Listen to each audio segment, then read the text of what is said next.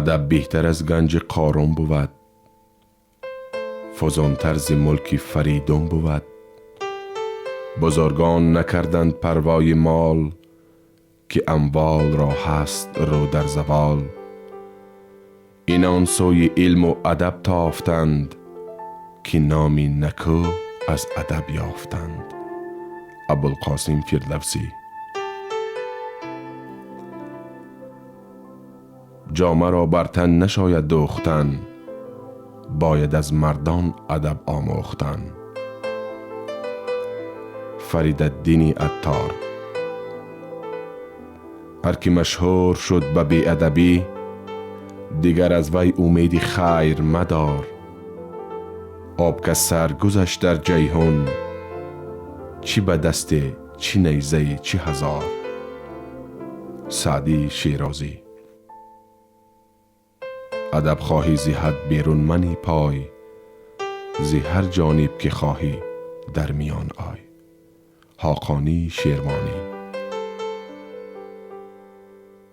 جان در تن مرد بی ادب لرزان است، صد جان بدهی ادب خری ارزان است.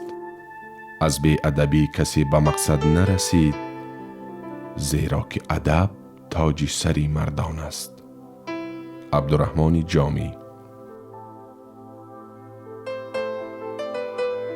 نیاراست دل به فضل و ادب، مکن زینت جامه و جا طلب. چو نقش ادب از درون کاستی، بر آن را چی حاصل که آراستی. عبدالرحمن جامی. بایدت اول ادب اندوختن، پس به دیگر کس ادب آموختن. عبدالرحمن جامی.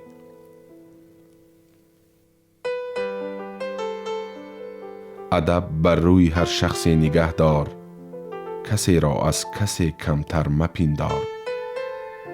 راغب سمرقندی.